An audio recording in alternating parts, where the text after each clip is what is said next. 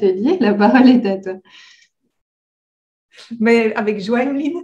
Donc, en fait, ce que je disais, c'est que comme c'est l'heure, je vous propose qu'on démarre avec ceux qui sont là par un petit jeu d'échauffement pour nous mettre en route et pour déjà vivre notre thème du jour en jouant. Je vous ai promis qu'aujourd'hui, on allait jouer. Et voilà le petit jeu que je vous propose. On va utiliser le chat pour se présenter très, très rapidement. Et donc, vous allez voir déjà une des premières clés de notre atelier ici, c'est qu'on ne va pas mettre de barrière, on va juste laisser sortir ce qui jaillit en nous spontanément.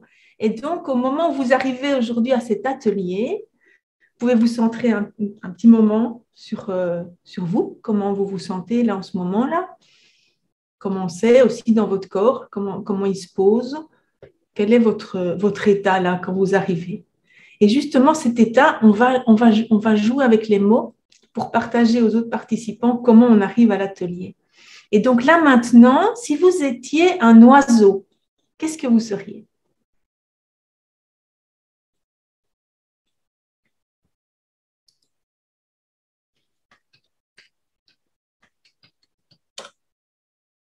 Oh, Philippe, bienvenue aux hirondelles. Un aigle, un rossignol. Ah, c'est Caroline. Coucou. Alors, on a avec nous deux hirondelles, un aigle, un rossignol. Quoi d'autre? Un colibri, un pélican, une mésange bleue.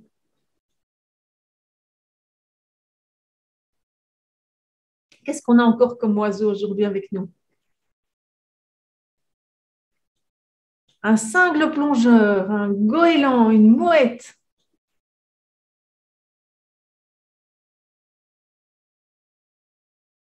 Alors, une autre image. Si en arrivant là maintenant, tu étais un dessert, qu'est-ce que tu serais?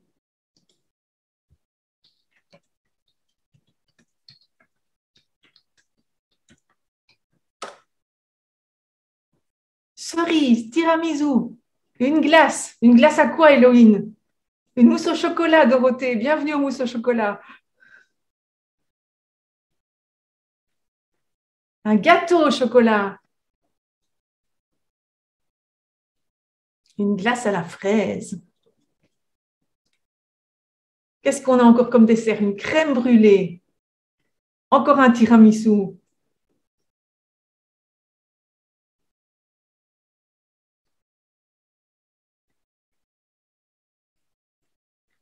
Qu'est-ce qu'on a encore comme dessert? Ou qu'est-ce qu'on a encore comme oiseau, pour ceux qui ont pris leur temps?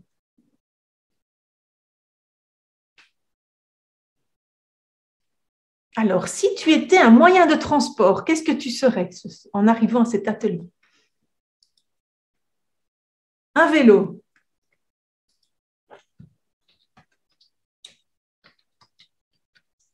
une montgolfière, un voilier, et encore voilà un moelleux au chocolat avec coulis de framboise et une boule de glace à la mousse de lait. Alors là, une trottinette. Qu'est-ce qu'on a encore comme moyen de transport qui arrive aujourd'hui?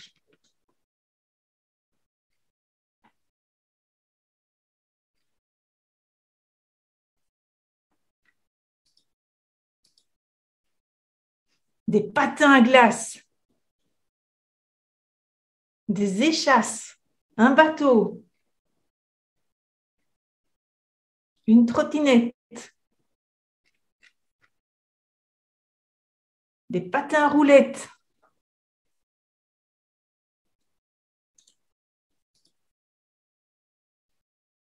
encore des patins à roulettes. Et encore une petite dernière pour les auditifs cette fois-ci, si tu étais une mélodie.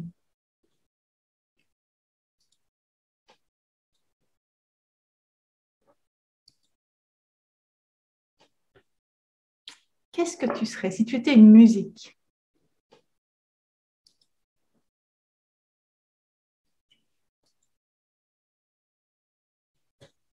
Storm Boy de Xavier Rude. Après ça, j'irai découvrir. Le chant de mon rossignol. La lettre à Élise.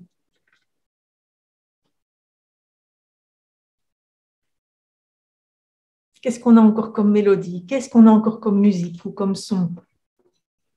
Je veux de Zaz.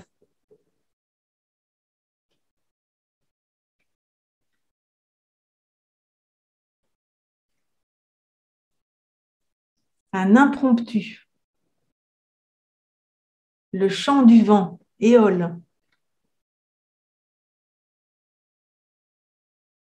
Une guitare.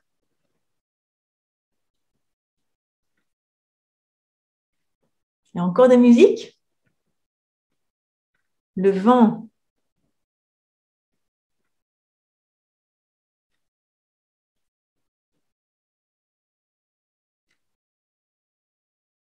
Et puis maintenant, on va en donner encore une petite dernière. Cette fois-ci, c'est pour les kinesthésiques. Hein? Si tu étais une matière dans laquelle on plongerait les mains, tu serais quoi?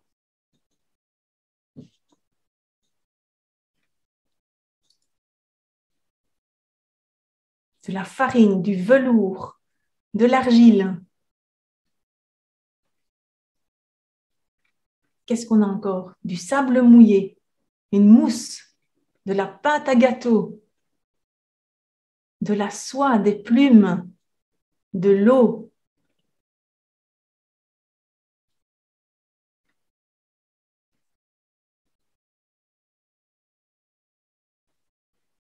Des pétales de rose.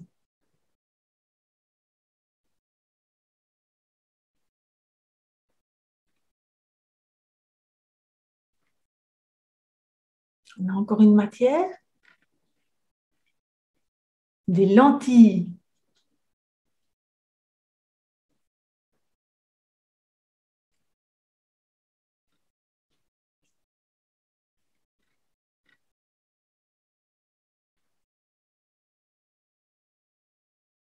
Et si tu étais une boisson, qu'est-ce que tu serais?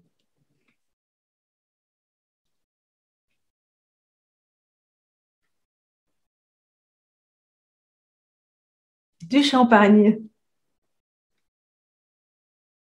du jus de citron, de l'eau, un fluide non newtonien. Ça, c'était la matière. Hein.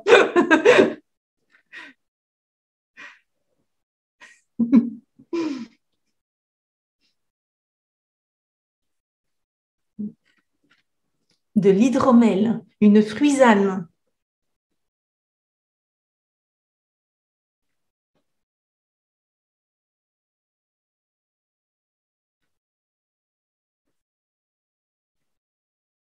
Ceux qui nous rejoignent, si vous étiez une boisson en arrivant à cet atelier, qu'est-ce que vous seriez? Hippocrate, un thé, du chai, du jus de citron.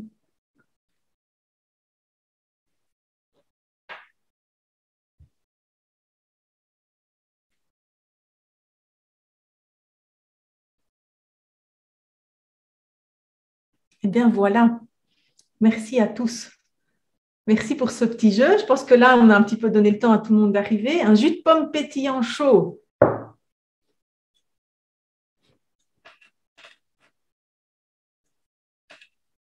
Et la mélodie Montagne brumeuse.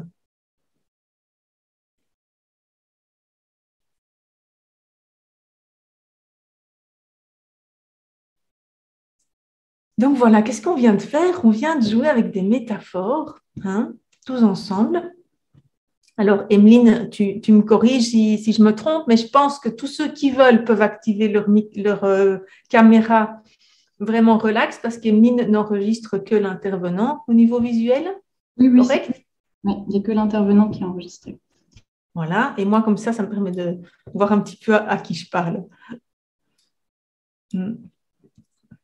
Bonjour Caroline. Bonjour Aude. Bonjour Mélanie. Bonjour Dorothée, Marie, bonjour. Bonjour à toutes et bonjour à tous. Et bienvenue. Hein. Donc voilà, vous avez compris, aujourd'hui, on va vraiment jouer. On va jouer ensemble. On a déjà commencé avec nos métaphores. C'est un super jeu à faire avec vos enfants. Et puis, vous pouvez même un petit peu prendre des notes discretos quand vous jouez au jeu des métaphores, parce que vos enfants vous ouvrent un monde quand ils vous donnent des métaphores comme ça qui leur parlent. Oui, pas de caméra, c'est pas grave, hein. Ceux qui n'ont pas la possibilité ou qui n'ont pas envie de se montrer, c'est pas grave. Alors voilà, moi je vous ai concocté ici 2 heures de jeu qu'on alternera avec aussi des petits moments où je vous donnerai un petit peu de matière, un petit peu de connaissances, un petit peu de matière pour tranquilliser le cerveau rationnel qui a envie de rentabiliser ces 2 heures et qui a envie d'avoir appris quelque chose en sortant. Hein. Et on alternera ça avec les moments où on s'autorisera de nouveau avec des enfants et à jouer et à apprendre du coup beaucoup plus, mais sauf qu'on en sera beaucoup moins conscient. Hein, voilà le truc. Maria Montessori, elle parle de l'esprit absorbant de l'enfant et moi, je crois aussi très fort à l'esprit absorbant de l'adulte, à condition qu'il se connecte avec cet enfant. Et un bon moyen de se connecter, c'est la métaphore, ce sont les histoires qu'on entend et les histoires qu'on raconte, les métaphores qu'on reçoit et celles qu'on offre. Alors, je vais tout de suite partager mon écran. Voilà. Est-ce que c'est OK? Vous voyez mon écran? OK, super. Donc, le langage, une carte, c'est par là que je voudrais commencer. Parce que quand on parle, on utilise des mots. Et ces mots qu'on utilise, eh ben, c'est comme une carte de navigation pour aller de par le monde. Ce sont des symboles qu'on utilise pour comprendre le monde qui nous entoure et aussi pour communiquer, partager cette vision du monde et ce qu'on y trouve et ce qu'on y vit, comme une carte. Et sur cette carte, il y a des mots.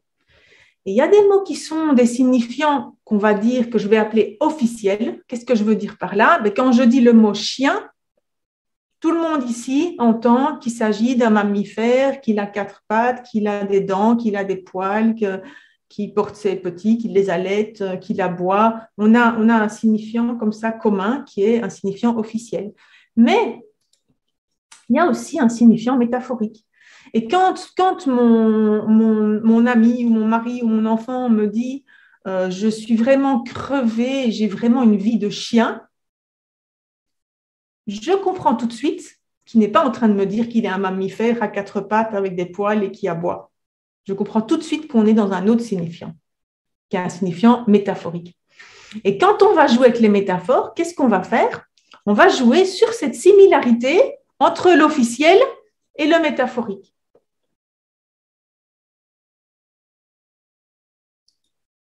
Alors, on va tout de suite jouer d'ailleurs. On va tout de suite jouer. On va jouer à la vie, c'est comme. Et je vous donne une clé, c'est du tac au tac.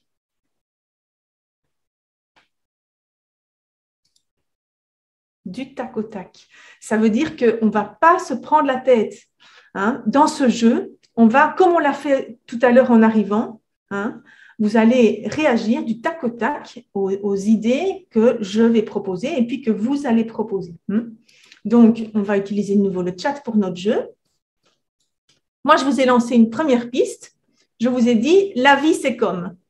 Et vous allez me répondre par une image, comme vous l'avez fait tantôt pour vous. D'accord? La vie, c'est comme une fleur. Vous n'expliquez rien, vous donnez juste une image. La vie, c'est comme une pomme. C'est comme une tarte aux pommes. La vie, c'est comme un feu d'artifice, un bon livre. La vie, c'est comme une pomme de pin. C'est comme un soleil, comme un jouet, comme un chemin de campagne, comme un océan, comme un livre. La vie, c'est comme de l'eau. Alors, qui veut lancer maintenant un autre concept où on va essayer de s'amuser avec les métaphores? La vie, c'est comme un cheval. Si vous avez une idée d'un autre concept comme ça un peu abstrait, vous le mettez. La vie, c'est comme les rires des enfants. Et la politique, c'est comme quoi? Ah, le travail, allons-y. Le travail, c'est comme…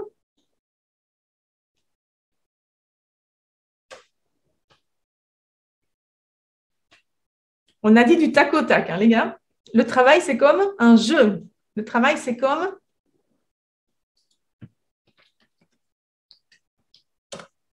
un labyrinthe, du chewing-gum, un rouage, des piquants. Alors, transmettre, c'est trop abstrait. On veut des images super concrètes. D'accord? Le chewing-gum, le labyrinthe, la fourmi, les saisons, les chaînes.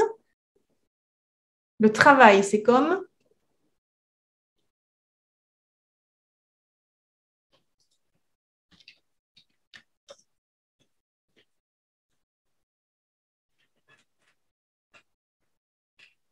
C'est quoi ça, un CEO? C'est un CEO ou c'est un chiot?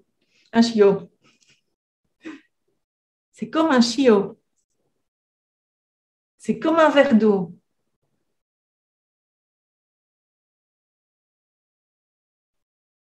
C'est comme de la pâte à modeler. C'est comme une encyclopédie à écrire. Alors, je vous lance un dernier concept. C'est comme un arbre. Alors, l'éducation, c'est comme…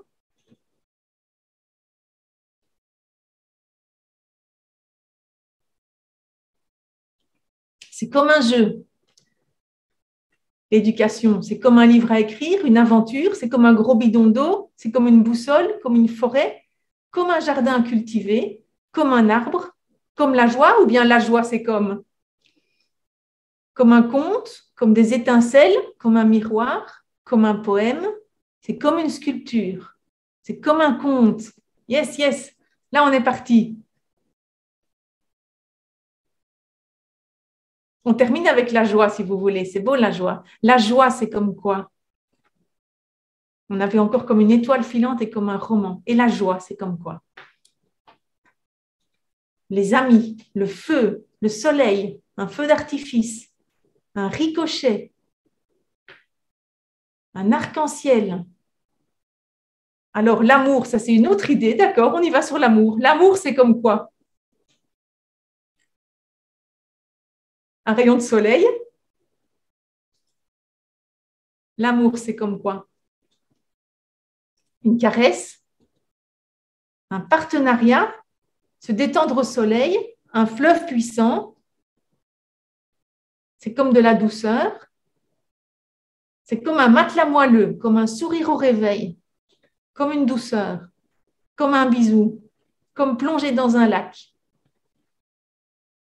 C'est comme… Alors, la légèreté, ce serait comme quoi?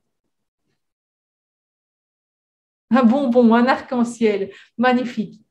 Une plume. La légèreté, c'est comme une plume. Le rire. L'eau fraîche dans un désert. Magnifique. Du coton. La brise en été, un gazouillis. Un ballon multicolore, une feuille d'arbre soufflée par le vent. La joie. La joie, en fait, c'est comme… Vous saisissez la différence entre les mots qu'on dit en premier et puis les métaphores qu'on s'offre. Comme une bulle de savon. La joie, c'est comme une bulle de savon. Ou la légèreté, c'est comme une bulle de savon. Merci beaucoup. Alors, je reviens à mon écran.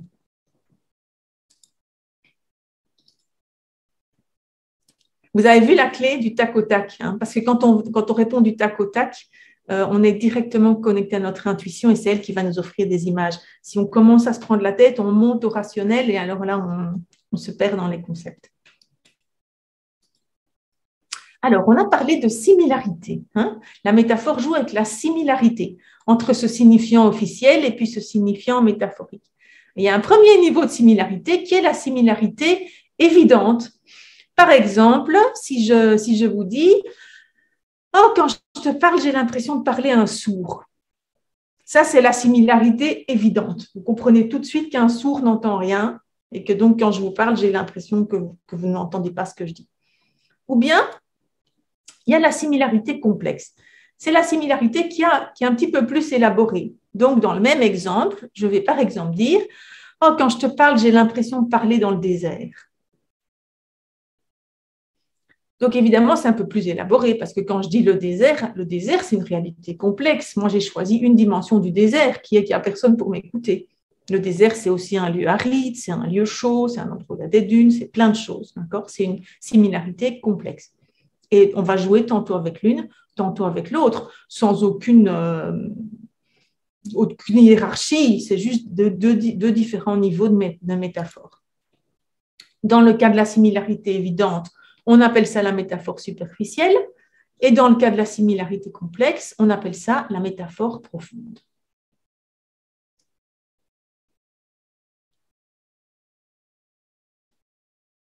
À propos de métaphores, j'ai un petit jeu en fait, que j'ai oublié de vous annoncer au début. Je vous propose pendant cet atelier, vous pouvez avoir un petit bout de papier sur le côté ou un petit coin de votre feuille où vous prenez des notes ou quoi, et où vous allez noter quand vous voyez apparaître, soit dans ce que je dis, soit dans ce que vous voyez, apparaître des métaphores.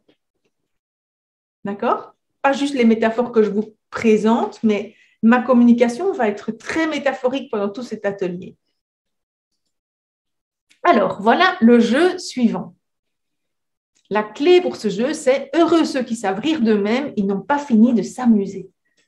Quand on va offrir des métaphores, la première condition pour que ça marche, c'est qu'on laisse de côté notre dignité et notre amour-propre et notre orgueil personnel et qu'on accepte de juste jouer et s'amuser et peut-être dire des âneries ou peut-être taper complètement à côté. D'accord? Et les deux sont OK. Alors, voilà l'exemple que je vous ai proposé ici, préparé. La vie, c'est comme un escalier. On a toujours quelque part une rampe à laquelle s'accrocher.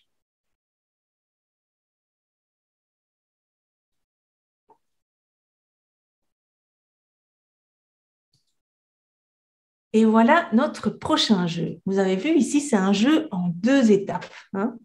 Alors, est-ce qu'il y en a qui ont envie de se porter volontaire pour faire le jeu d'abord oralement? Après ça, on pourrait essayer sur le chat. Ça va devenir un petit peu complexe en mode écrit. Donc, il me faudrait 2 volontaires.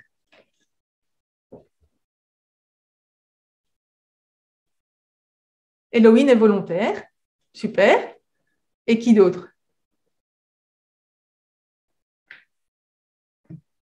Personne? Alors, on va jouer toutes les deux, Héloïne et moi.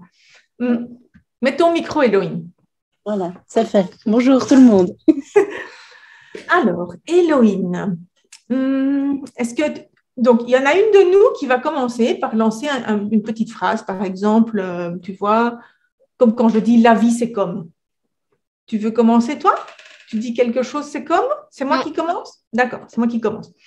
Donc, je dis, par exemple,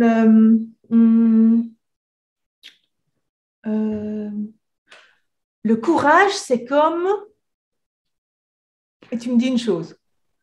C'est comme quoi le courage? Ce que tu veux. Une plus facile. La joie, c'est comme…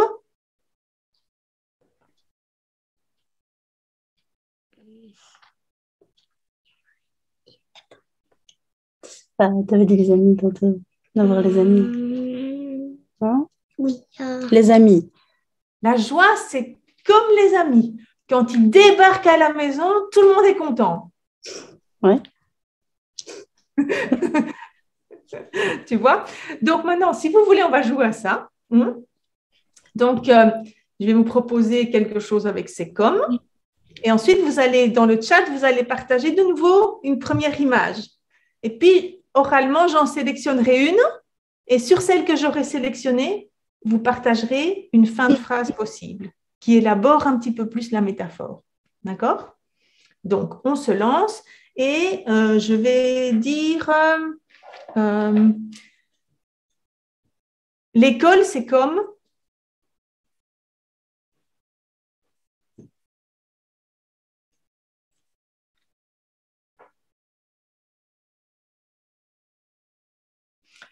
une aventure, un sparadrap. L'école, c'est comme un sparadrap. OK, on prend le sparadrap. Et maintenant, vous continuez la phrase. L'école, c'est comme un sparadrap.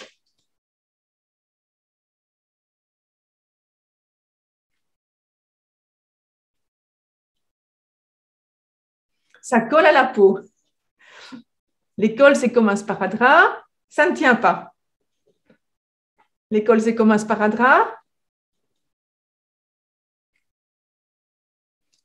Tout ce qu'on trouve s'y accroche. L'école, c'est comme un sparadrap qui ne vous lâche pas. L'école, c'est comme un sparadrap. Ça cache les blessures. L'école, c'est comme un sparadrap. Ça colle même quand on n'en veut plus. L'école, c'est comme un sparadrap, ça arrache les poils. L'école, c'est comme un sparadrap, ça tire les poils. C'est comme un sparadrap, il y a l'espoir de s'y soigner.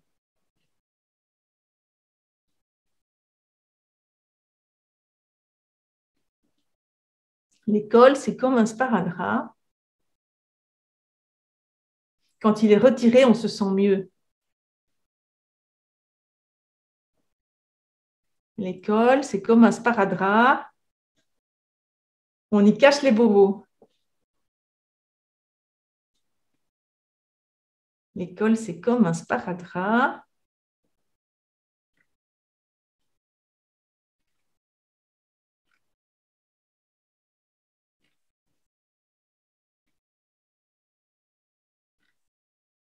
Alors, je vous en lance un autre.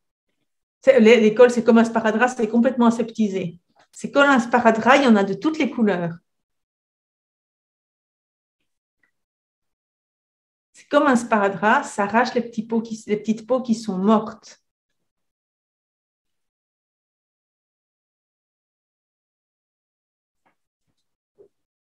Je vous en propose un deuxième. La famille, c'est comme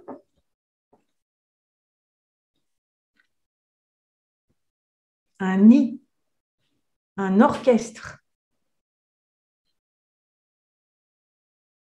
un nid de poule, une blessure, des écureuils joyeux, un champ de maïs. On va partir sur le champ de maïs. La famille, c'est comme un champ de maïs. À vous de continuer.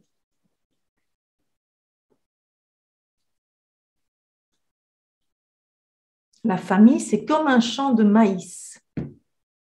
Il y en a des petits et des grands. C'est comme un champ de maïs, on n'en voit pas le bout. C'est comme un champ de maïs, ça fait du pop-corn.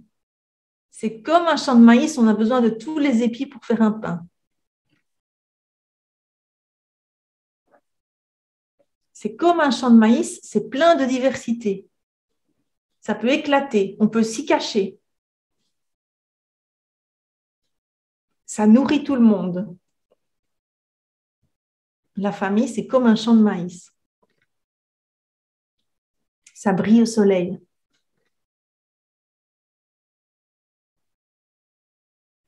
La famille, c'est comme un champ de maïs. Il y a des saisons où c'est haut et des saisons où c'est bas. On peut s'y réfugier. La famille, c'est comme un champ de maïs.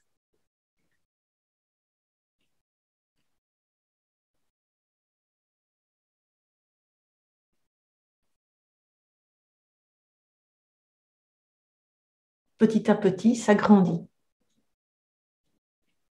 C'est comme un champ de maïs, ça pousse sur terre.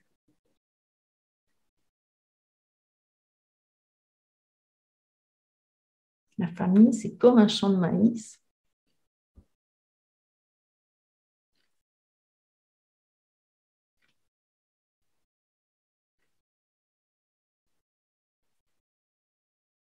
Ça se cultive. C'est comme un champ de maïs, parfois ça explose, mais qu'est-ce que c'est bon. C'est comme un grain aussi.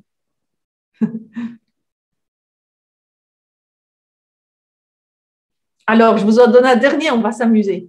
Je vous propose celui-ci. Le sommet de l'éducation, c'est comme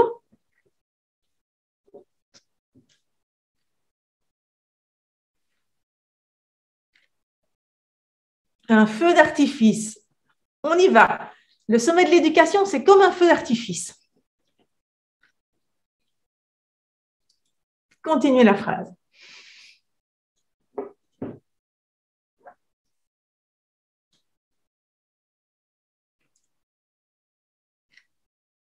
Le sommet de l'éducation, c'est comme un feu d'artifice, on peut suivre une étincelle. Le sommet de l'éducation, c'est comme un feu d'artifice, il y en a de toutes les couleurs.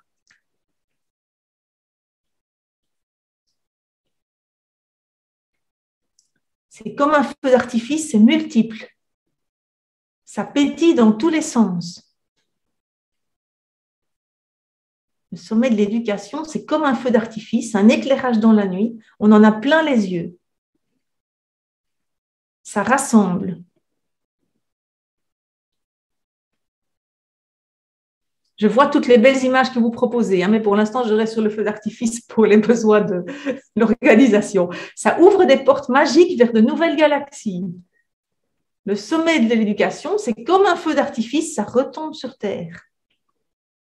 Il y en a des tonnes à voir. Le sommet de l'éducation, c'est comme un feu d'artifice. On ne sait plus où regarder.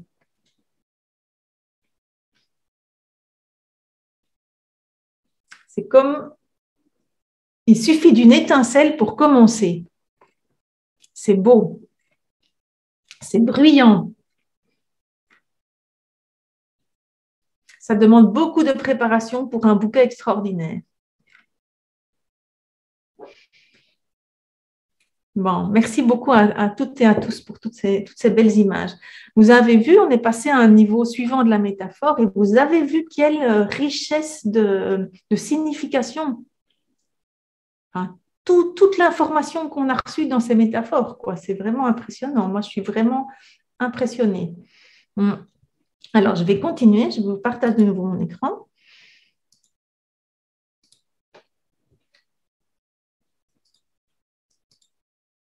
Alors, les métaphores, hein, on va les utiliser, nous, dans nos familles, dans notre éducation, on va les utiliser avec deux objectifs. On va les utiliser pour communiquer, on va les utiliser pour changer. On les utilise pour communiquer parce qu'elles nous permettent de mieux nous comprendre.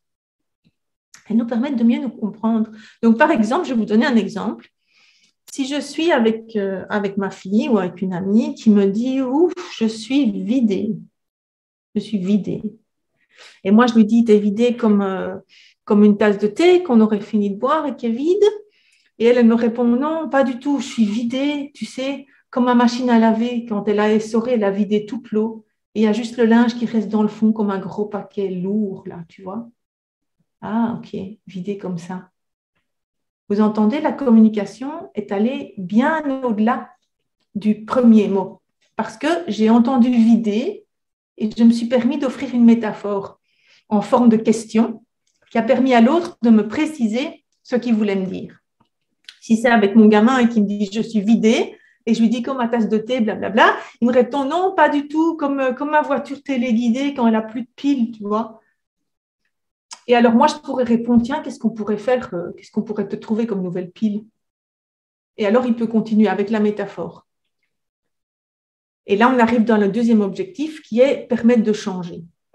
Pas changer l'autre, jamais changer l'autre, mais permettre à l'autre de changer, d'avancer, de trouver ses solutions. Peut-être qu'il va me dire que les piles dont il a besoin, c'est un petit casse-croûte, ou bien c'est d'aller jouer dehors, ou bien c'est d'inviter son copain.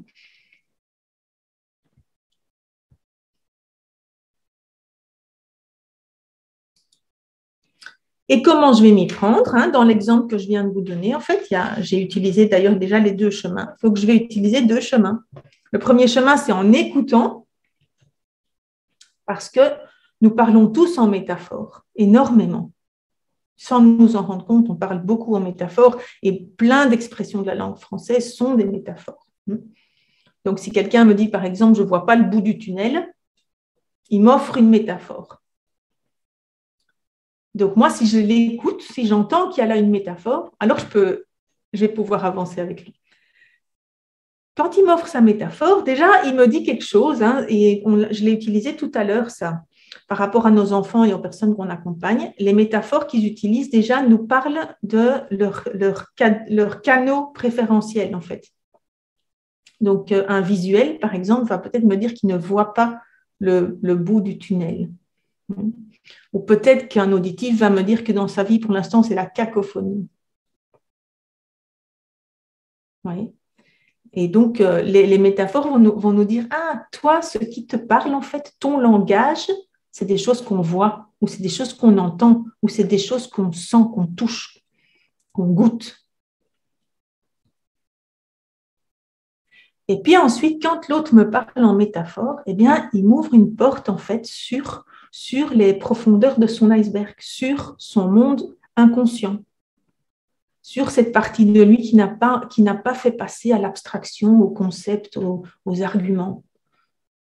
qui est en fait le plus profond de lui. Et ça, donc, ça me permet aussi de vivre avec lui une empathie qui est vraiment d'une autre qualité, qui se situe à un autre niveau que ce qu'aurait pu me permettre un discours juste rationnel et conceptuel.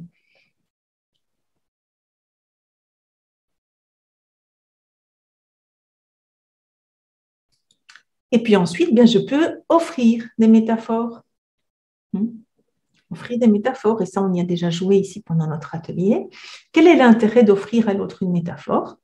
De nouveau, il y a cette histoire de l'iceberg, c'est que ma métaphore va aller le toucher et lui parler à un niveau beaucoup plus inconscient et beaucoup plus profond que tous les discours rationnels que je peux lui faire.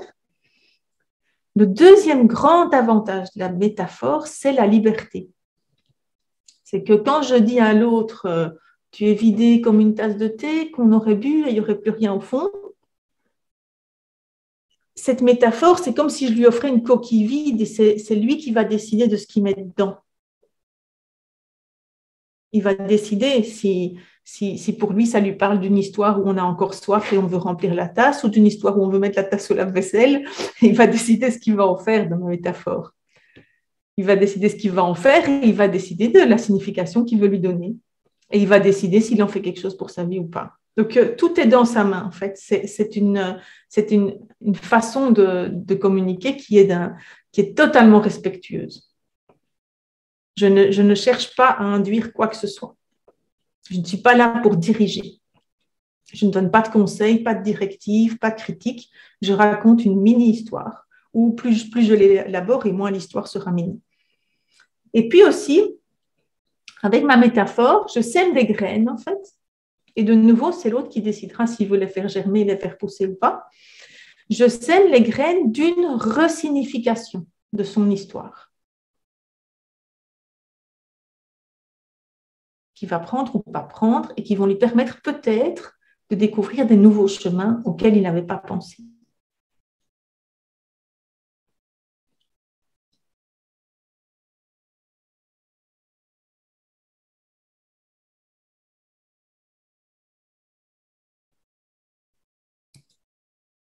Alors, il y a plusieurs façons de jouer avec les métaphores. La plus évidente, celle qu'on a travaillée ici depuis qu'on est ensemble, globalement, c'est la métaphore verbale, c'est avec les mots. Je parle ou j'écris une métaphore. La métaphore visuelle, c'est l'image que je propose.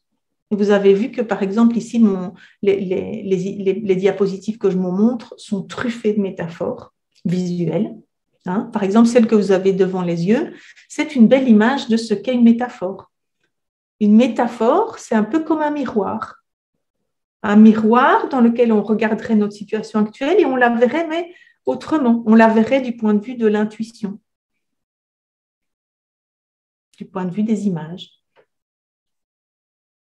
Et puis, il y a la métaphore vécue. La métaphore vécue, par exemple, vous voyez ici, j'ai pris la tasse de thé et j'ai fait, c'est comme quand tu as tout bu et je bois.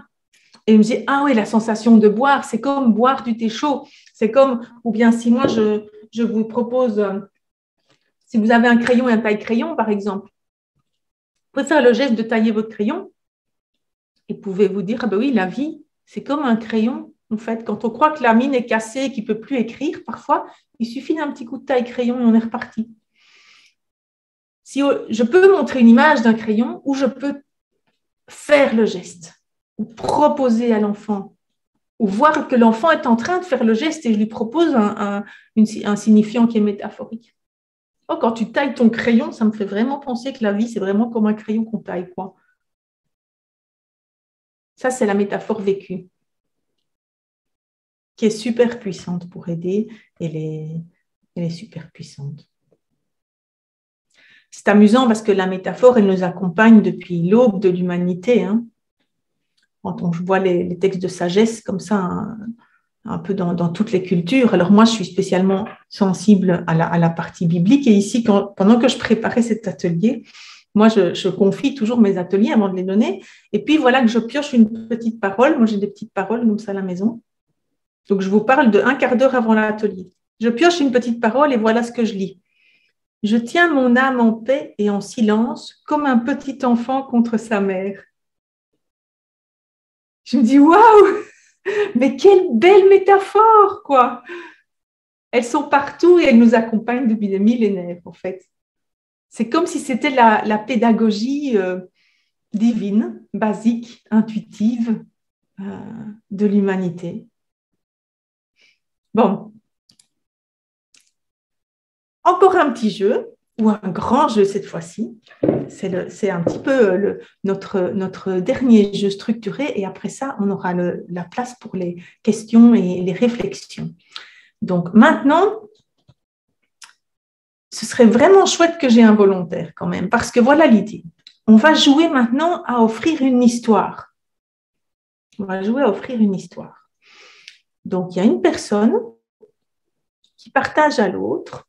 En ce moment, mon problème, c'est que... Et je voudrais... Donc, cette personne-là va nous offrir un petit bout d'elle-même et de sa vie. Vous pouvez choisir un tout petit problème. Hein. Choisissez quelque chose de léger, de facile. Ne venez pas déposer ici dans le groupe des gros sacs à dos. Choisissez un petit souci, un petit pépin, un petit problème et qu'est-ce que vous aimeriez mieux à la place. Et puis l'autre personne va répondre, tiens, ça me rappelle l'histoire de... Et va raconter une histoire métaphorique, une toute courte petite histoire. C'est vraiment l'étape juste après le jeu précédent qu'on a fait. Vous vous rappelez, on disait la vie ou le sommet de l'éducation, c'est comme un feu d'artifice, il y en a de toutes les couleurs. Maintenant, on va aller un petit cran plus loin et il y aura une petite histoire, l'histoire de... Et la clé pour faire cette dynamique-là, cette création, c'est ici et maintenant.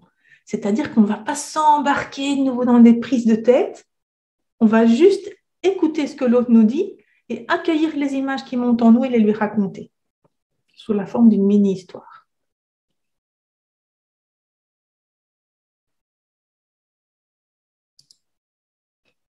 D'abord, est-ce qu'il y a des questions sur ce jeu que je vous propose? Alors, oui, Mélanie, je vois que tu lèves la main. Mets ton micro. Oui, c'était pour C'est volontaire. exposer mon problème. D'accord. Eh ben, donc, Mélanie va nous proposer une situation problème et moi, je vais me prêter au jeu de lui raconter une histoire.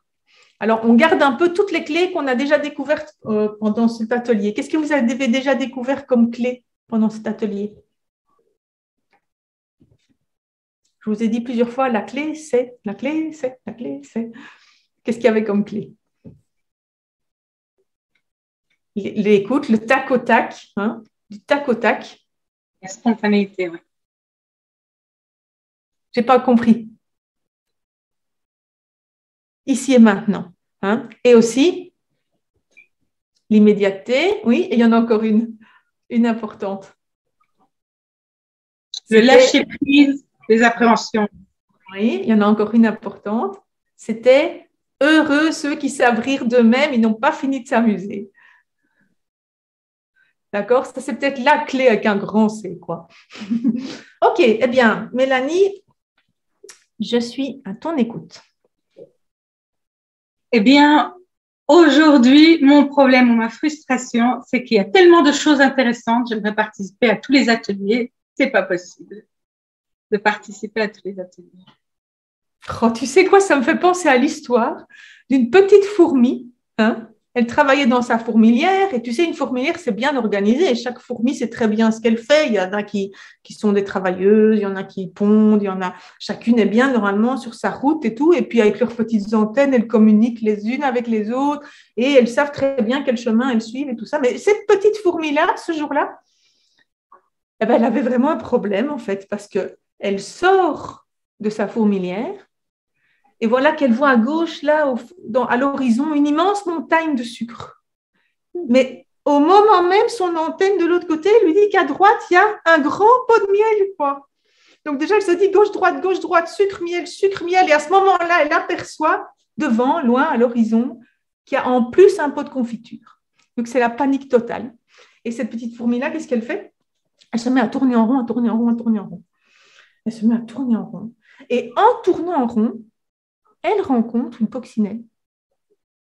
Et la petite coccinelle lui dit, mais qu'est-ce que tu fabriques? Elle dit, mais écoute, c'est la panique, je n'arrive pas à choisir. Je voudrais du miel, je voudrais du sucre et je voudrais de la confiture. Et la coccinelle fait, miel, sucre, confiture, intéressant. Est-ce que tu as déjà essayé de goûter les trois ensemble?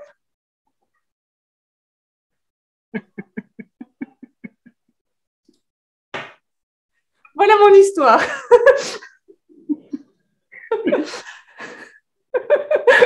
Alors, je vais acheter plusieurs écrans et tester alors la connexion multiple, mais bon. Alors, donc, il y a encore une clé que je dois vous donner. C'est pas de morale. Jamais de morale. D'accord? Les histoires métaphoriques qu'on offre sont des histoires à faire penser et à ouvrir des canaux. Mais on n'a aucune intention pour l'autre. Et on ne va pas clôturer en disant « Et comme ça, la petite fourmi a compris que blablabla. Bla, bla. » Parce que là, on est dans la fable, en fait. La morale de cette histoire, c'est que… Et donc, l'autre, il comprend qu'on a un message pour lui et qu'on le lui a donné. Moi, je n'avais pas de message pour Mélanie. J'ai juste laissé mon esprit divaguer autour de cette petite fourmi qu'elle m'avait évoquée. Et elle va en prendre ce qu'elle veut, aujourd'hui ou plus tard. Parce que souvent, ce qui se passe aussi, c'est assez rigolo quand on nous offre une métaphore, c'est que parfois, quelques jours après, on y repense, on se dit « Ah, mais la petite fourmi, elle pourrait aussi faire ci, la petite fourmi pourrait aussi faire ça. » Et tu vois, on avance comme ça dans ce monde ouvert de la métaphore. Mais donc, on ne donne pas de morale de l'histoire. Et on essaye que ça reste très ouvert comme ça, léger et ouvert. Comment est-ce que tu t'es senti en écoutant comme ça une métaphore qui s'inventait pour toi? Bon, ta métaphore particulièrement m'a donné faim. Je me suis dit, c'est ma façon à moi finalement de consommer en général. Hein.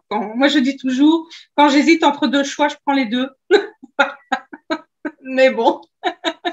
Donc, ça m'a fait rire parce que je me reconnaissais dans le genre de solutions que je pourrais apporter à moi-même. Mais bon, fatalement ici, au niveau de la technologie, c'est plus difficile. Mais voilà, il y a eu ce clin d'œil. Je me voyais bien la petite souris face au pot de miel, au pot de… pendant que tu racontais ton histoire, moi, j'étais déjà stratégique. Tiens, comment choper les trois en même temps? Mais ce qui est l'impact inattendu de la métaphore, c'est que j'ai senti que j'avais tout de suite un autre niveau d'écoute. Comme quand on est enfant et qu'on écoute une histoire, en fait. Donc, il y a tout de suite eu… Au moment où je pose ma question, j'oublie même qu'on est dans l'exercice de la métaphore. Et puis quand tu commences par la métaphore, il y a comme on se pose différemment quand on écoute une métaphore que quand on attend une solution dans un langage, je dirais, normal. C'est ce que j'ai pu observer chez moi là au moment de l'exercice. Et donc quelque part, puisqu'ici l'exercice était exposé à un stress, mais il y a déjà du stress, quoi. J'écoute une histoire. Que ma solution vienne ou pas. Merci beaucoup, Mélanie. Merci pour ton témoignage parce que tu as fait ressortir beaucoup de choses qui sont vraiment centrales dans la métaphore. Hein. Donc, d'abord, tu as expliqué que tu t'étais tout de suite sentie connectée, tu t'es mise à la place de la petite fourmi. Et donc, tu as vu plein de points communs avec toi. Et ça, c'est super parce que c'est toi qui trouves les points communs, tu vois.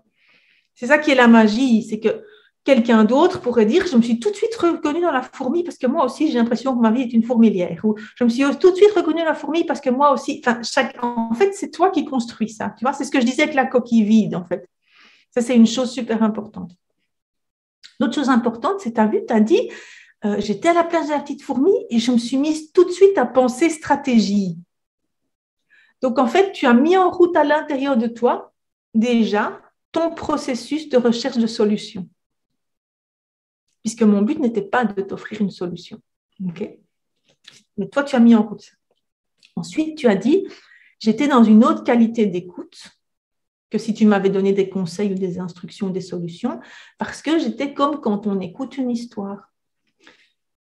Et comment on est quand on écoute une histoire, en fait, c'est ce qu'on appelle aussi un peu les états altérés de conscience. On est dans un état de conscience qui est spécialement puissant quand on écoute une histoire, en fait. Et c'est ça que tu as vécu pendant le récit de cette petite histoire ridicule que j'ai improvisée en n'ayant pas peur de rire de moi-même, tu vois. Et ce qui est beau, c'est que c'est pour ça, n'ayez pas peur, quoi, parce que si on commence à s'auto-juger sur la qualité de l'histoire qu'on a racontée, on passe complètement à côté, en fait. En fait, quelque part, vraiment la qualité littéraire ou de récit ou de mon histoire importe en fait assez peu. Ce qui compte, c'est surtout ce qu'elle a généré comme ça en toi et chez toi. Et puis alors, oui, le rire, hein, le rire face à un problème, ça pour de la légèreté, tout à fait d'accord. Tout à fait d'accord. Et d'ailleurs, il y a plein de blagues qu'on raconte qui sont en fait des métaphores. Hein. Il y a plein de blagues métaphores comme ça. Quand on arrive à faire rire l'autre de son problème, on lui a déjà permis de faire un chemin inouï, quoi. Hein. Caroline, tu es volontaire ou tu as une question? Mets ton micro. Voilà. Ça marche pas. Si, ça a marché un quart de seconde. Ah. Si, ça marche? Oui, oui. Okay. Oui, ma question c'était, ce jeu de métaphores, c'est vraiment à présenter comme un jeu? C'est un moment clé ou bien c'est à faire Est-ce que, parce que si quelqu'un me dit à un moment, mon problème en ce moment, c'est, est-ce qu'il n'a pas envie que je lui apporte une solution? Ça, c'est super. Ta question est vraiment super. Parce que il a envie que tu lui apportes une solution, mais lui apporter une solution ne sert à peu près à rien. Oui, il vaut mieux. Quand on a un souci, dans un premier temps, on espère que quelqu'un va nous donner une solution. Mais en réalité, la solution que l'autre nous propose, c'est sa solution et le plus souvent, en réalité, elle ne nous convient pas. Elle n'est pas adaptée, oui, ok. Et donc, en fait, tu court-circuites ça, cette attente-là. Mm-hmm. Tu la court-circuites en offrant une métaphore parce que tu offres une réponse à une partie de son problème qui est son besoin d'être écouté, son besoin d'y réfléchir, son besoin de clarifier, etc. Okay. Mais si tu lui donnes la réponse, d'abord tu l'empêches de penser, tu coupes tout ce processus-là, et puis ensuite, la réponse que tu donnes ne sera à 99% de chance pas adaptée. Oui, ok, d'accord. Donc, soit il essaiera de la suivre en se faisant violence, soit il n'essaiera pas de la suivre. Oui, il laissera tomber. Et il ne le fera juste pas. Et donc, oui, c'est tout à fait. Alors, mais ton autre question, c'était est-ce que c'est le jeu de la métaphore ou est-ce que c'est en situation? Moi, je vous propose de faire énormément d'activités de jeux métaphoriques avec vos enfants parce que ça développe chez tout le monde cette pensée métaphorique. Mais après, c'est aussi une arme en situation de crise, totalement. Qui en plus vient défaire le nœud, quoi. Tu vois, il y a un moment, il y a un truc dur et tout ça, et hop, tu viens, et comme disait tout à l'heure, je ne sais plus qui, mais le rire aussi, quoi. Et aussi l'inattendu. En fait, l'inattendu, c'est super parce que ça vient faire une rupture de l'état intérieur, hein, et ça permet à l'autre de repartir sur un autre chemin, tu vois. Ouais. Donc, par exemple, si ton enfant vient et qui fait « Oh, ma soeur m'embête, elle m'embête tout le temps », et si toi, au lieu de dire « Arrête d'arrêter ton frère », au lieu de dire ça, tu dis « Oh, tu sais quoi, ça me fait penser à un petit moustique qui tournait autour d'une vache sans arrêt. La vache en avait marre, elle bougeait sa queue pour essayer de chasser le moustique, et le moustique ne s'en allait pas. » Et tu pars sur une histoire, quoi. Et l'autre, il fait « Hein ?» Mais c'est pas ça que je voulais que tu te fâches sur elle et que tu… Eh ben non. Et du coup, comme tu désarçonnes, tu permets, c'est ce que je disais tout à l'heure avec les petites graines, tu lances des petites graines de resignification de la situation aussi. D'accord. Merci.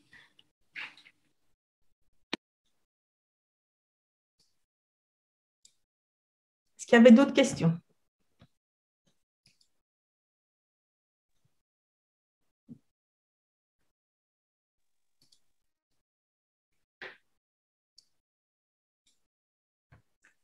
Alors, on pourrait faire un essai, si vous voulez, on a encore un peu de temps, hein. On pourrait faire un essai sur l'idée de l'histoire à raconter. Mais si vous voulez, l'un d'entre vous pourrait nous offrir une situation problème, et puis ensuite, dans le chat, vous allez lui raconter une histoire. Donc, cette personne-là, elle va nous faire le cadeau de nous offrir une part d'elle-même et quelque chose, un problème qu'elle traverse pour l'instant. De nouveau, on reste dans des choses qui sont raisonnables, qui sont limitées, pas des tout gros pavés de notre histoire. Et les autres, elle aura un grand cadeau, c'est que tout le monde va jouer sur le même problème. Donc, on va avoir plein d'histoires différentes. Est-ce que quelqu'un a envie de recevoir ce cadeau, d'avoir plein d'histoires sur son problème?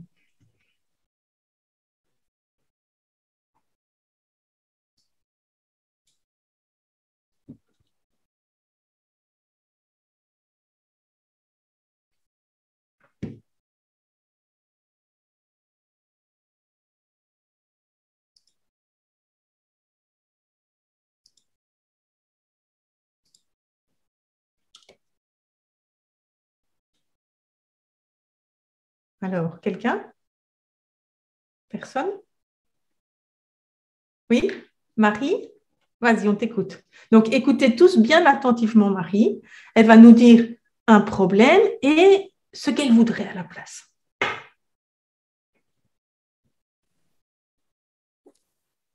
Je ne sais pas du tout où est-ce que je veux habiter.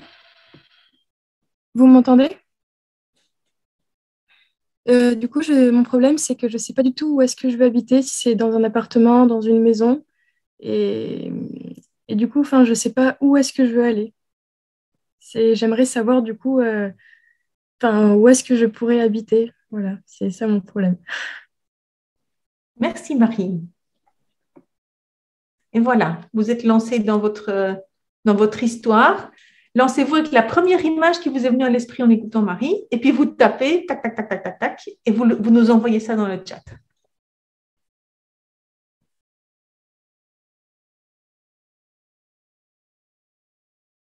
C'est bon, merci.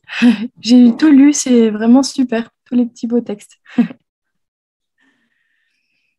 Alors Marie, comment est-ce que tu t'es sentie en recevant toutes ces histoires écrites pour toi? Eh bien, déjà, chaque histoire est très différente et il n'y en a aucune qui se ressemble. En fait, ça remplit de joie parce que finalement, il y a vraiment un point de vue différent et du coup, une manière différente. Et c'est vraiment super parce que c'est finalement ce que je cherche. Donc, merci beaucoup pour tout le monde. Et après avoir lu toutes ces histoires, comment est-ce que tu te sens par rapport à ton défi de départ, qui est je ne sais vraiment pas où je vais habiter et j'ai besoin de savoir? Que finalement, si le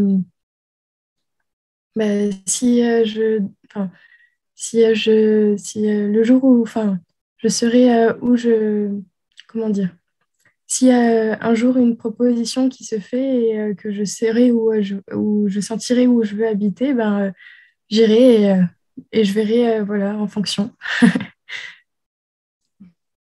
Merci Marie. Alors les autres, comment est-ce que vous vous êtes sentis en écrivant cette histoire comme ça, en offrant ce récit à Marie? C'est comment de créer une métaphore comme ça, un récit métaphorique pour quelqu'un qui vient nous partager un souci?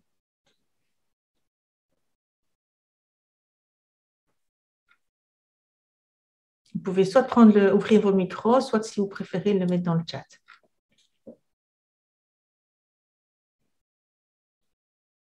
Comment on se sent quand on offre comme ça une histoire métaphorique?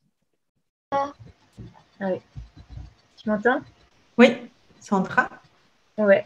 Moi, je dirais que au début, c'est très excitant, mais rapidement, c'était difficile pour moi parce que ça me rappelait peut-être une question un peu.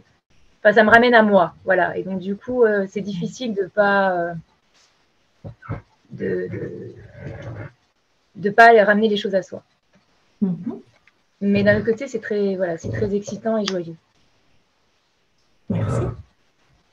Alors, comme un semeur de graines, je me suis sentie faire quelque chose d'important et en même temps sans trop de sérieux.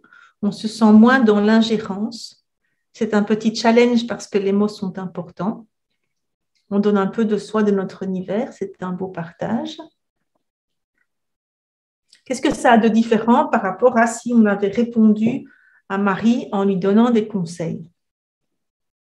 Par exemple, si j'avais dit « Oh, mais vraiment, tu sais, une maison avec un jardin, c'est beaucoup mieux parce qu'on a besoin d'être dans la nature pour pouvoir être heureux. » Ou j'aurais dit « Oh, mais non, mais un appart à la ville, c'est clair, c'est ce qu'il te faut parce qu'une fille comme toi qui a besoin de contact et de bouger, tu comprends. Non, non, je serais toi, j'irais d'office dans un appart. » Tu vois, comment vous vous êtes senti de différent?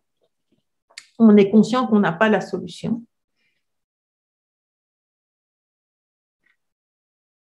Ça nous rappelle qu'on n'a pas la solution, on est moins donneur de leçons, c'est beaucoup plus léger, on laisse l'autre libre.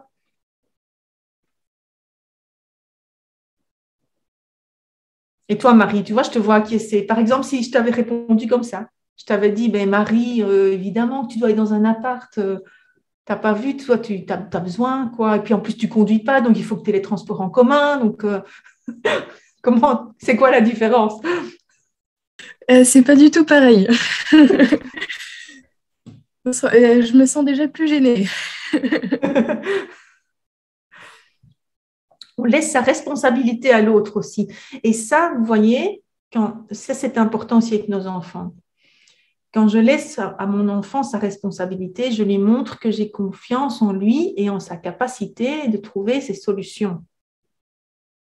Je ne sais pas s'il y en a parmi vous qui étaient là à l'atelier l'autre jour sur les neurosciences et l'apprentissage. On a parlé de ça comme un facteur clé des apprentissages. Est-ce que j'ai confiance en mes capacités d'acquérir de nouvelles compétences? Alors, est-ce que Marie a confiance en sa capacité de choisir son nouveau logement? Moi, quand je lui offre un conseil, je lui dis, tu dois aller à gauche, tu dois aller à droite, je lui montre que moi, j'ai des capacités. Moi, j'ai les capacités de te dire où tu dois aller dans ton nouveau logement, mais toi, je ne crois pas du tout que tu as les capacités. D'ailleurs, c'est pour ça que je te donne la réponse, parce que moi, j'ai la réponse, tu comprends? Quand je t'offre une métaphore, je te dis, j'ai confiance en toi. Je vais te raconter une histoire plutôt, parce qu'en fait, toi, je sais que tu vas trouver ta solution. Et donc, je viens renforcer cette confiance qu'elle a en elle-même et en ses capacités de trouver sa solution. Alors, qu'est-ce que je vois encore? Une certaine pression pour ne pas faire de morale et donner tout de même de quoi rêver et penser. Tout à fait. Et ce ne pas donner de morale, c'est quelque chose qu'on doit éduquer en nous. Parce que la tentation de donner des conseils, elle est très puissante, quoi. C'est comme un autre espace-temps où tout est possible, c'est l'espace-temps de la métaphore, de la pensée intuitive. La pensée intuitive qui explose les barrières de notre cerveau rationnel. Laisser la porte ouverte sans orienter le choix. On envoie un message avec douceur, c'est génial, c'est le cœur qui parle, on est tous en connexion. Et c'est très beau. Et ça, c'est vrai, et ça, c'est un autre aspect de la métaphore qui est très beau, c'est qu'il vient resserrer les liens entre nous. Ça vient faire du lien. La personne te montre qu'elle s'intéresse à toi. Toi, tu écoutes son histoire avec beaucoup plus d'attention que tu n'aurais écouté ses conseils. Donc, tu lui montres aussi qu'elle compte pour toi. Et donc, on soigne aussi notre relation. Il faut avoir confiance au fait que l'autre va faire ce qui lui est bon, même si moi, je lui parle de quelque chose qui ne lui correspond pas. Et ça, c'est la magie, en fait, du langage métaphorique, qui est un langage, par exemple, qu'on utilise beaucoup aussi dans l'hypnose et des choses comme ça. Et qui est un langage qui permet à l'autre, c'est comme je dis toujours, c'est comme des coquilles vides. C'est lui qui va mettre dedans ce qu'il veut. Et donc, ça lui conviendra forcément parce que c'est lui qui va le mettre, ce n'est pas moi. Pour revenir à mon histoire, l'histoire de la fourmi que j'avais racontée à Mélanie, si elle lui a tant apporté, c'est parce qu'elle y a tant mis, en fait. C'est elle qui l'a rempli.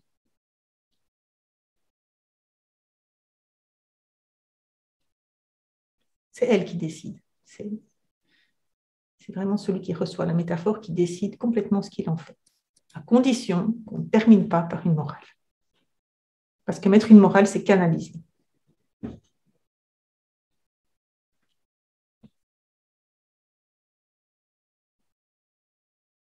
Mélanie, tu lèves la main? Ou c'est une main qui n'a... Non, je voulais lever la main parce que quand tu as dit, tiens, fais aussi une métaphore et qu'on parlait de laisser la responsabilité et de dire, en faisant une métaphore, c'est lui dire, j'ai confiance en toi et tu trouveras ta maison. C'est effectivement le message qu'on lui envoie, mais je pense que pour beaucoup, si alors qu'on vient désespérer demander une solution, quelqu'un nous répond « Oh, mais j'ai confiance en toi, tu trouveras bien ta maison », je suis certaine que beaucoup se sentiraient pas vraiment écoutés ou auraient peut-être même l'impression que c'est une phrase pour éviter le sujet, etc. Tandis que la métaphore envoie le message, mais en même temps, ça place l'autre dans l'écoute, ça bien sûr, mais ça donne aussi la satisfaction d'être écouté, puisqu'on prend son temps pour quand même raconter cette belle histoire.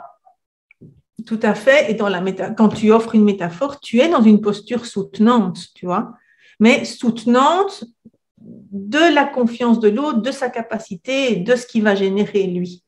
Et pas aidante en mode je vais trouver à ta place, je vais faire à ta place, je vais te montrer le chemin.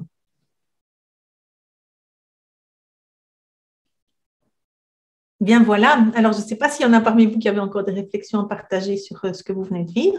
Sinon, vous avez devant vous un petit peu de couleur et de papier et de quoi un petit peu créer, où vous pouvez trouver ça rapidement.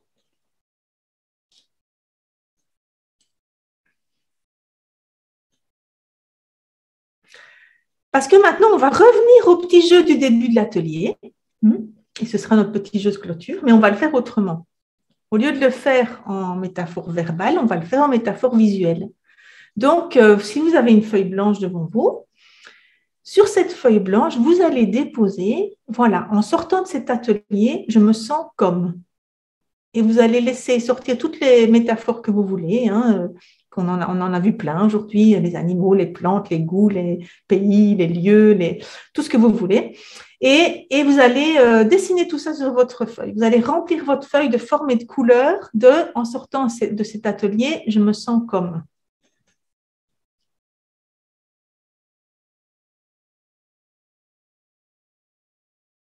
Donc, en fait, il n'y a pas de problème, pas de problème qui a été énoncé. Donc, le jeu ici, c'est que tu prends une feuille et sur cette feuille, tu vas refaire le jeu qu'on avait fait au tout début. Quand vous êtes arrivé, je vous ai dit, aujourd'hui, je me sens comme, je suis comme. Et on avait dit comme un oiseau, comme un dessert, et on cherchait. Si j'étais un oiseau, je serais. Si j'étais un dessert, si j'étais une musique, si j'étais un parfum, si j'étais… Voilà. Ici, on joue à la même chose, c'est en sortant de cet atelier.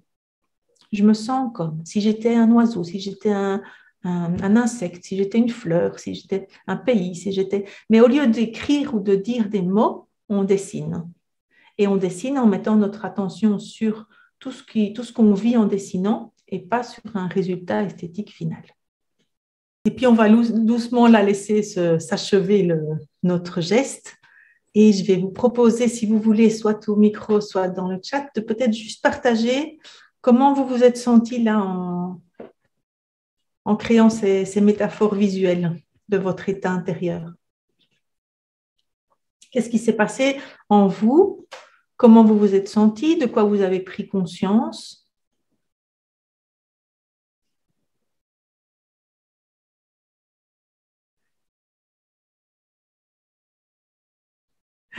Merci Stella. Qu'est-ce que vous vous êtes raconté?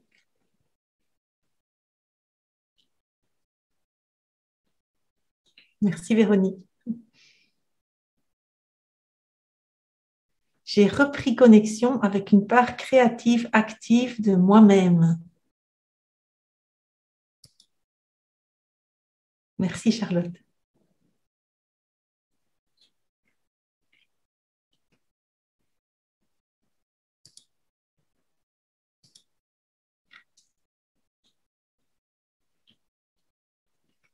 Qu'est-ce qui s'est passé?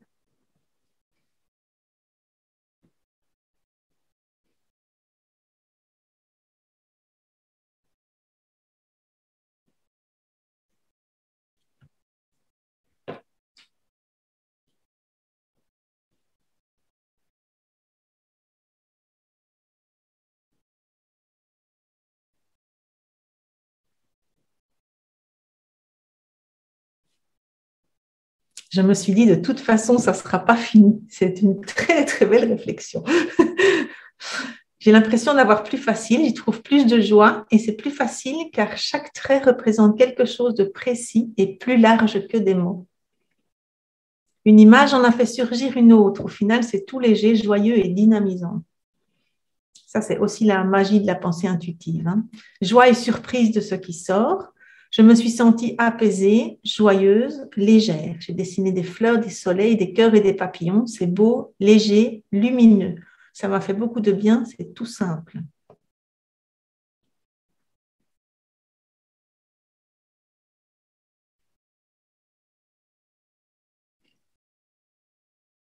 Donc voilà encore la magie, quoi, hein, la magie des métaphores.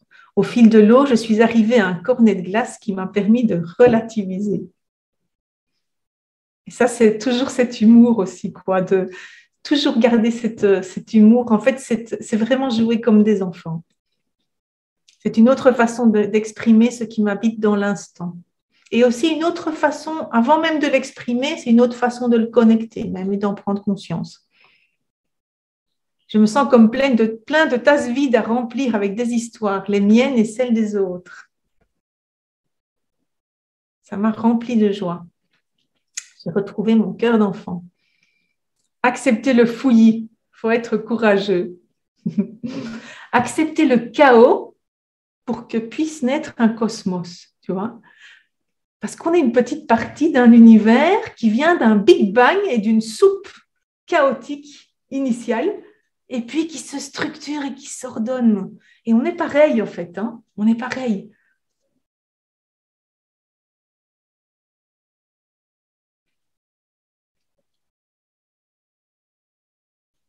Je me sens comme une pêche pleine de douceur et d'énergie. Miam.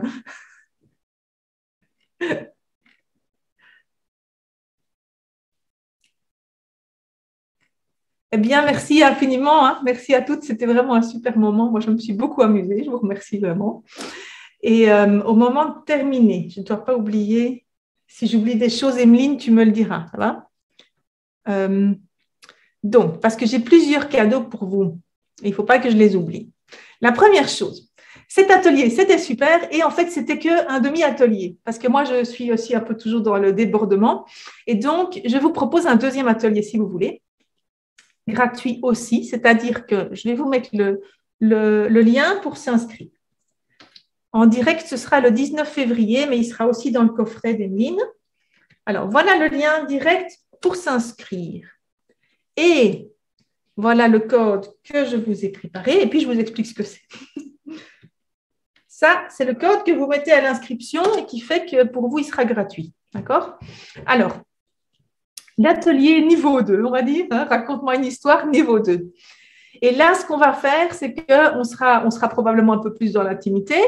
Ce qu'on va faire, c'est qu'on va là passer à l'étape suivante de notre processus, qui est construire un conte métaphorique structuré à partir du monde intérieur et des métaphores de mon enfant. Parce que vous voyez ici, par exemple, quand Mélanie a partagé son problème, je lui ai raconté une métaphore à partir de mes images intérieures. Et là, ce qu'on va apprendre à faire, c'est à offrir à notre enfant un conte qui va être un peu plus construit et méthodique et structuré et qui partira de ses images intérieures. Ce qui, vous verrez, lui donnera encore un autre pouvoir, quoi. Ça, c'est la première chose. Donc, notez bien le code, cliquez tout de suite sur le lien, comme ça, vous avez une fenêtre qui s'ouvrira quelque part dans votre ordinateur et comme ça, vous le garderez. Et puis, après, tu ne vois pas le code? Sommet 2022, sans majuscule, en un mot. Ah non, je ne l'ai pas envoyé à tout le monde, pardon, je l'ai envoyé qu'à une personne, ça n'ira pas très loin là. Hop, je recommence à tous. Hop. Voilà. Donc, raconte-moi une histoire. Sommet 2022, c'est votre code secret. À part ça, j'ai créé avec mes enfants un jeu. Il y en a l'une ou l'autre d'entre vous qui le connaissent déjà. Et toutes les autres pas encore. et je vais vous le partager ici. Et puis, je vais vous expliquer ce que c'est. C'est votre cadeau. Peut-être même que je vais réussir à vous le partager sur l'écran. Oui, OK. Je vous le partage et je vous le raconte. Là. Qu'est-ce que c'est que ce bazar? Donc, en fait, on a inventé ça, les enfants et moi, pendant le confinement. Hein. Et c'est un jeu un petit peu comme, vous voyez, dans les écoles, on fait un jeu de la météo du jour, comme ça. Et donc, c'est du même genre. On commence au milieu, au cœur. Hein, et au cœur, il est mis « Aujourd'hui, tu es plus tôt ». Et puis, on se pose des questions. Et de question en question, à la fin, on arrive à un animal. Un animal qui est « Aujourd'hui, je me sens comme ». Sauf que cet animal, son nom est en latin. Et donc, après, on va partir en exploration. On va partir ensemble, essayer de découvrir qui est cet animal, puisqu'on a tant de choses aujourd'hui en commun avec lui. Et donc, on part d'abord avec les éléments, et puis après, d'abord, est-ce que tu es eau, air ou terre? Et puis après ça, on joue plutôt tribu ou solitaire. Aujourd'hui, j'ai besoin d'être en bande ou bien j'ai plutôt besoin qu'on me fiche la paix? Plutôt chaud, plutôt froid? J'ai besoin de quoi? De chaud, de froid aujourd'hui? Plutôt sédentaire ou nomade? J'ai envie de vadrouille ou j'ai envie de cocon? Et puis comme ça, de question en question, on arrive à un animal. Nous, on a beaucoup joué avec ça, les enfants, au petit déjeuner. On s'est vraiment beaucoup amusés. Et puis des fois aussi, on a cherché plus sur les animaux. Des fois, on les a plutôt peints ou modelés. Et puis des fois, rien du tout. On a juste ri parce que c'était la 10e fois qu'on avait l'éléphant. Voilà, en fait, c'est un tableau à jouer. Tu sais, tu as le lien, hein, Mélanie, pour l'avoir en haute résolution. Hein. Dans le chat, je t'ai mis le lien. Donc, ça s'appelle Sommet cadeau. Comme ça, vous pouvez l'avoir en haute résolution. Parce que je vois que tu fais une photo sur l'écran, ça ne donnera rien. Vous avez vu le lien? C'est cadeau. Hein, voilà. C'est cadeau. Je vous envoie la version brute manuscrite parce que c'est la seule façon dont j'ai réussi à le faire, en fait. J'ai essayé l'autre fois avec l'atelier mind mapping, je me suis dit, ouais, super, je vais transformer mon arbre en un beau mind map propre sur le logiciel Iowa conseillé à l'atelier. Mais ça déborde de partout, quoi. C'est pas possible. Il n'y a que quand je le fais à la main que ça marche. Voilà, ça c'était les cadeaux. Et puis alors, le dernier cadeau, c'est que moi, donc, qu'est-ce que je fais dans la vie, à part être maman de toute ma bande de unschoolers? Ben, j'accompagne les papas, les mamans en coaching individuel et aussi dans ma formation qui s'appelle le Parcours Univers,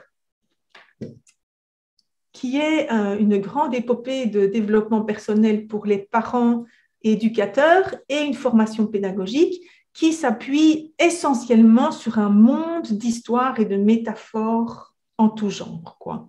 Et donc, si vous avez aimé ce petit apéritif, je vous invite à aller voir le parcours parce que jusqu'à demain, on est le 5, hein, oui, jusqu'à demain, en fait, pour le sommet, je l'offre à moins 25%. Voilà. Je pense que je vous ai tout dit.